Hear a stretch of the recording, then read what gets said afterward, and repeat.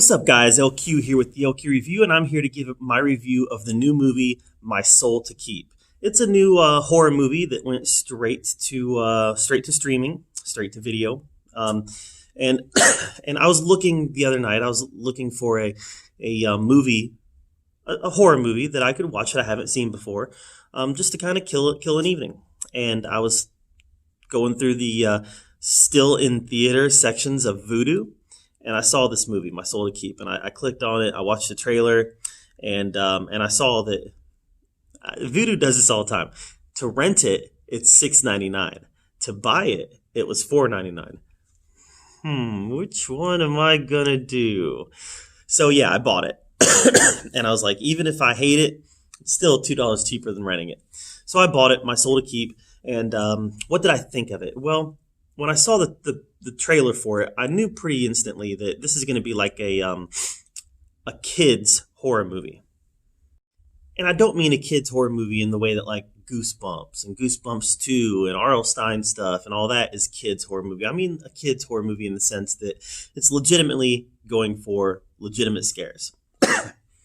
But it's done in a way that's accessible to kids, and it's done in a way that we can have child actors in it, and we can have 10, 11, 12-year-olds watching it. And like I said, they're going for the legitimate scares. They're going for heavy material. The stakes are real. People are dying. That's the type of movie that this is. I would compare it maybe similar to Poltergeist. Yeah, similar to Poltergeist. An introductory horror movie for me was Monster Squad. This is quite a bit different than Monster Squad, though. This is probably more along the lines of Poltergeist. So you've got a young boy who is afraid of the monster living downstairs. More specifically, the ghost that's living in his furnace. And he calls it the Burgley Monster.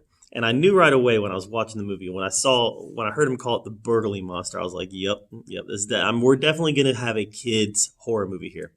But it's more than that. I'm telling you, it's more than that. It goes for real scares. So the Burgley Monster is living in his basement, and he comes to learn through the course of his interactions with this monster that it doesn't like the daylight. It doesn't like light at all. It has to stay in the darkness. So there were some tropes in this movie that reminded me of Lights Out. Lights Out was a fun little horror movie that I really liked. So there's definitely some stuff in this movie that reminded me a lot of Lights Out. Just the way that he had flashlights around the house, the way that he even strung Christmas lights around. At one point in the movie, he even puts glow sticks and attaches glow sticks to his body, and he cracks them open. So, I mean, he's definitely understands the limitations of this monster, of this ghost. And he's definitely, we're talking about maybe a 10-year-old boy here, and he's definitely a good foil for this ghost. I said there were legitimate scares, and there are. But there's virtually no body count in this movie. There's virtually no body count. There is the worst sister in the history of families ever. But there's virtually no body count here. This is more along the lines of psychological scares. Is this kid able to take the next step towards defeating this monster? And I gotta tell you, the ending is truly shocking. And at first, I had to think about whether I liked the ending. I even sat back and I was like, I didn't like that. And then I thought about it, and I finally got to a place where I liked the ending. I had to process it. I had to digest it. It's not what I would call a happy ending in any way, shape, or form. I don't know if that's too spoiler or not, but this is not a kids horror movie that has, yay, we defeated the monster at the end, now we can all be happy. No, there's none of that here. This is a downer of an ending. They tagged on a little glimmer of hope at the end, but this is a downer of an ending. This is a bummer of an ending. And like I said, I had to really process whether or not I like this ending. And I did like the ending. But the problem is I didn't feel like the ending was earned. I didn't feel like the ending was earned because now I don't know how to really talk about it without talking about spoilers. Moving forward, if they were to ever make a sequel, which they're not going to make a sequel to this, but moving forward, if they were to ever make a sequel, this is going to have to be a story now that has his best friend starring in it. And his best friend, horrible actor. Throughout the whole movie, I remember this kid's reading his lines. He's not doing a good job. So bad actor, and his interactions with the kid, with our lead kid, I never felt authentic. I just felt like the best friend was a bad, poorly conceived character. And because of the way the movie ends, with so much of it being on the shoulders of the best friend, I didn't feel like any of it was earned. And I just felt like it was a big part of the bummer.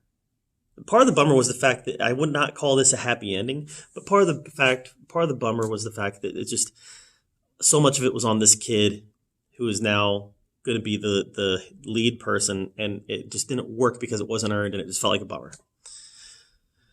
So all that being said, I did like the ending, but nothing about the ending was earned. It was just tacked on as like this,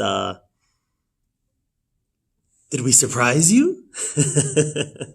But if you've got a kid in your house who is interested in dipping a toe into the horror genre, this might be a good place to start. I mean, it's not Goosebumps, it's not Monster Squad, it's legitimate. It's going for legitimate scares, more along the lines of the haunted house genre than like the slasher genre or something like that. But under the guise of that haunted house movie, under the guise of that haunted house genre, it does go for the legitimate scares. And for the most part, it is effective without being too overly horrific. So, like I said, if you got a young person in your house who wants to dip that toe into the horror genre, this is a great place to start. I really do. And it's not a bad movie either. It's not a bad movie. It just has some acting problems, and it has some third act problems. I like the ending, but the third act has a series of problems, and you'll know it when you watch it. But overall, My Soul to Keep, I'm going to give it a B-. Can't give it any higher than that. I think that might be even being a little bit generous. It did have a nice ending, and the whole concept was a really nice concept.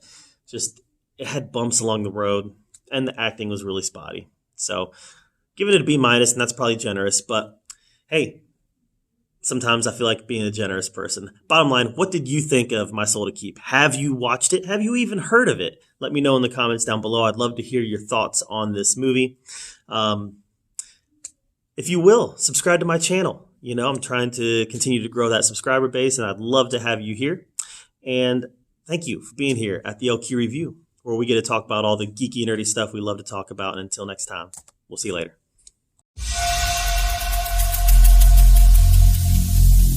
Every single day